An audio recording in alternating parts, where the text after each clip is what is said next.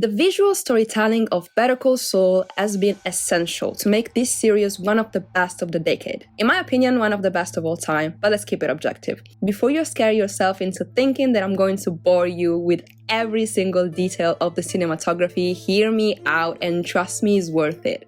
So, you might think, what makes Better Call Saul visual storytelling so interesting and compelling? Is it the amazing lighting, the amazing shots, the fact that every episode looks like a Hollywood movie, or the stunning performances? None of them. Well, I mean, mostly yes, but that's not the point. The visual storytelling about Better Call Saul differs in the use of objects, props, to describe moods, thoughts, or even to replace dialogues. I know, objects that narrate a series, how? It's a bit complicated to explain, so let me show it to you what I explain. So, one thing I've learned about Better Call Saul is that an object is never just an object. Let's analyze this scene, for example. Let's analyze the mug and the scenes in which it appears. The mug is a gift from Kim Wexler, Saul's partner.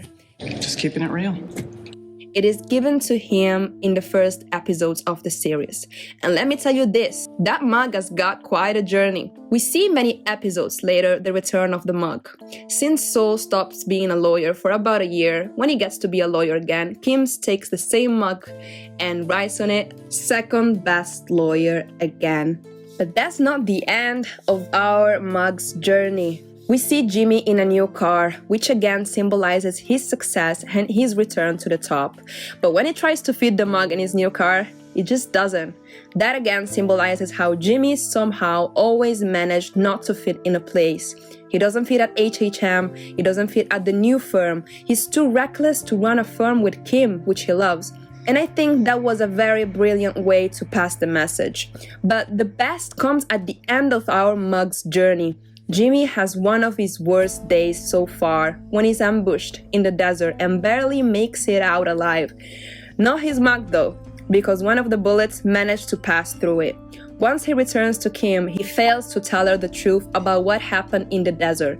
But when he goes to the other room, Kim finds the mug, sees the hole, and understands everything. And guys, this is what makes the visual storytelling of Better Call Saul so extraordinary. Seeing a character realizing a truth through an object or any kind of props has much more interesting emotional impact than seeing a character realizing the same truth through a simple dialogue. It's not the only example. We see the cap of a tequila bottle symbolizing Kim's choice to give in to the dark side. How?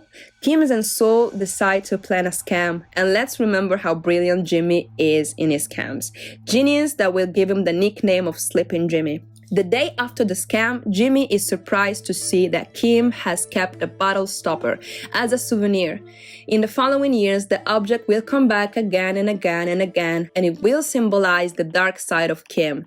We see Kim playing with it again when she decides to abandon Davies and Maine and when she proposes to Jim to do another scam. Before finishing this part about the visual storytelling, can we just take a minute to appreciate Jimmy's hate toward the trash can? Okay, jokes aside, let me show you how in Better Call Saul, even a trash can work as an object that tells us more about a character.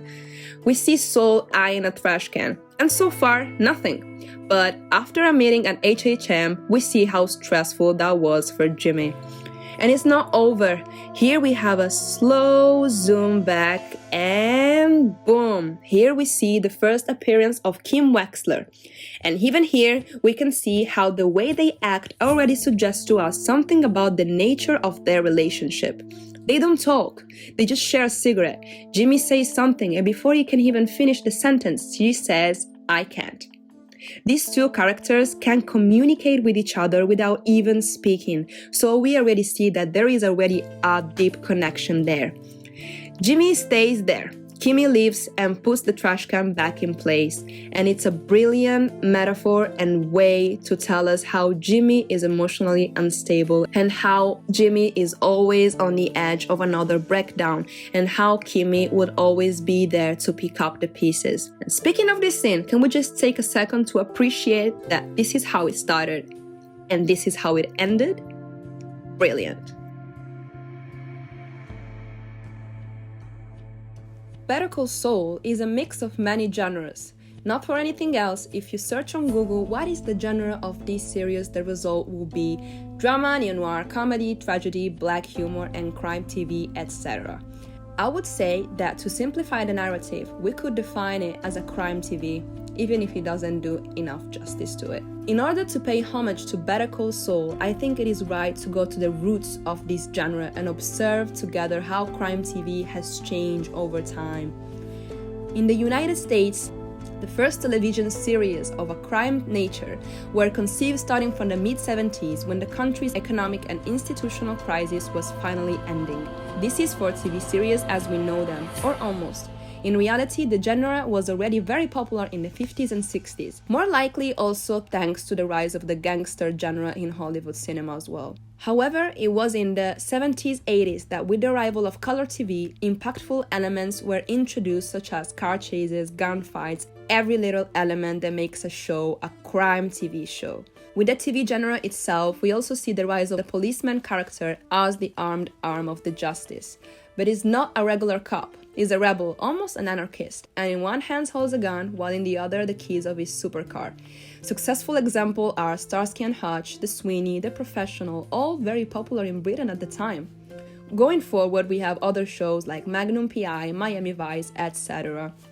Numbers speak, and we could say that throughout time, people seem to be attracted to this underworld made up of angelic heroes, servants of the state who aim to arrest the category of diabolical anti-heroes, made up of mafia, traffickers, drug dealers, and serial killers. Another element I wanted to talk about is all the criticism that this genre has had over time. How many of you has ever been told that playing violent video games will actually make you violent, or that watching too much Tarantino will result in the urge to grab a katana and start slaughter everyone around you? Make peace with it, because it's a narrative that has always been there and always will be. Just remember, when your auntie asks you what is your favorite movie, just say Gone with the Wind. Thank me later. Back to our topic, crime TV drama has also been critiqued, since part of the audience back then believed that the excessive representation of criminal acts on TV led to actual criminal behavior in real life. And the misrepresentation of the people and the perpetuation of cliché, often racial, didn't help. This happens in particular between the 90s and the beginning of the 2000s. Most of the TV series I just quote are composed of a stable ethnic categorization, in which the man of the law is identified as an individual of white Caucasian race, while the offender is often an African American or Hispanic American. And to finally finish this parenthesis, we can finally notice how the genre, content-wise, has changed a lot in time. The racist cliché in today's crime TV has almost completely disappeared, as we see it in series such as How to Get Away with a Murder, where one of the baddest and smartest lawyers of TV is actually played by a black woman. Or to get back to our Breaking Bad universe, how the baddest criminal of the decade, sorry, my humble opinion, is actually a white man. And more interestingly, in the story, the characters involved in drug trafficking are part of the so-called common good society. Walter White is a nerd, let's not forget about that, and a chemical teacher, terrifyingly brilliant. And this is how crime TV really changed over time. We've gone from rooting for the good cop, hoping he'll catch the bad guy as soon as possible, to contemplating the genius of Walter White and Saul Goodman's evil plans. But this is also the beauty of TV series or cinema in general. It's in constant evolution, and it also gives us more room for thought and allow us to analyze a fact from millions of different perspectives. So yeah, people, if you're actually rooting for the bad guy, that doesn't make you bad, because guess what? It's all a fiction.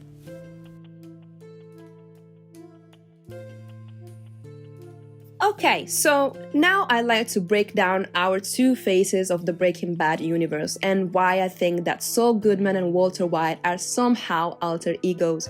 Let's analyze them together. On one hand, we have a genius who creates this secret identity and who is required to pay even more attention since his brother-in-law is literally a DEA agent. And again, I'd like to analyze this scene with you guys because I think it tells us a lot about Walter. So we have this scene in which Walter is having dinner with his family, and at one point Hank, the DEA agent, starts to talk about a meth cook and calls him a genius. They're talking about Gail, which was Walter's assistant, and we all know how that went. I have money. I know, very sad.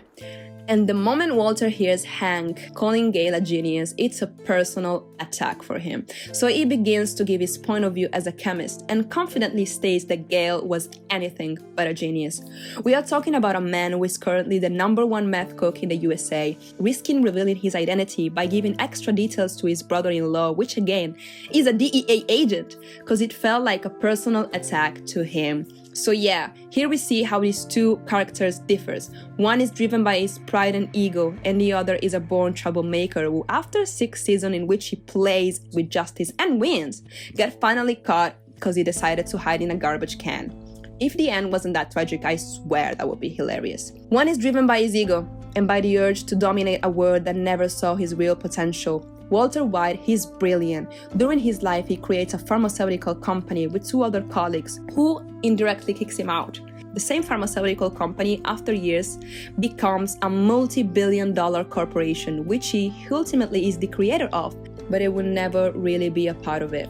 He is reduced to a chemistry teacher with no more dreams or aspiration. He is even forced to accept a second job in a car wash, where he's forced to take orders from a man who doesn't even speak the language properly. Is that enough to make everyone break bad? Well, it was for Walter White. So differently, he's driven by his hatred towards the establishment. If Walter White has always been a good person who initiates his own rise towards evil, Jimmy McGill has always struggled with the dark in him. We see him always cutting corners by doing the wrong thing or making the wrong decision, whether it is by stealing cash from his dad's shop, or to bring to the witness table a person who is not really the accused. Oh, Mr. Goodman, really? You didn't recognize him either, Your Honor. Honestly, that was epic. But back to our topic. We see how Jimmy has always succumbed to temptations, and nonetheless, even if Jimmy managed to become a lawyer, his brother Chuck will never give him the love and support he needs, because according to Chuck, what you are, people don't change. You're Slippin' Jimmy. And Slippin' Jimmy I can handle just fine, but Slippin' Jimmy with a law degree is like a chimp with a machine gun. That was harsh. And I cannot help but think that that was the one of the many elements that made Jimmy into Saul Goodman. I mean, think about it in a mathematical way. What do you get when you have a scammer and born troublemaker who wants to be better and become a lawyer, and his own brother tell him he's a hopeless criminal? Police, get what you fucking deserve! No, okay, jokes aside, nothing good can come out of it. And to end this last part, here's what I think Jimmy and Walter are actually each other's alter ego. Saul Goodman is a man driven by his anger toward a judgmental elite, for which he actually tried to be better, but for the same elite it will never be enough, and that same elite will always try to exclude him. Walter White has the only desire to conquer and to be the powerful man he thought he always deserved to become. Walter White has always been a good person, and that led him to an unhappy life. So when he finds out he's about to die, he decides to take it all. Jimmy has always been a bad person, but deep down, there's good in him. He always struggled with that, and when he finally gets the opportunity to become better, the same opportunity fades in front of his eyes. So he proceeds to become the only thing he has always been, a criminal.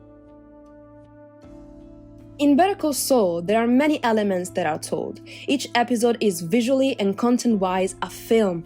There is the law, justice, crime, drug trafficking, desire, revenge. But what is the real fundamental aspect at the center of these episodes? Now, it's not a rhetorical question. I have the answer, and it's the concept of moral dilemma. Now, in psychology, the moral dilemma arises from a particular circumstance where any option chosen to get around something bad produces more harm.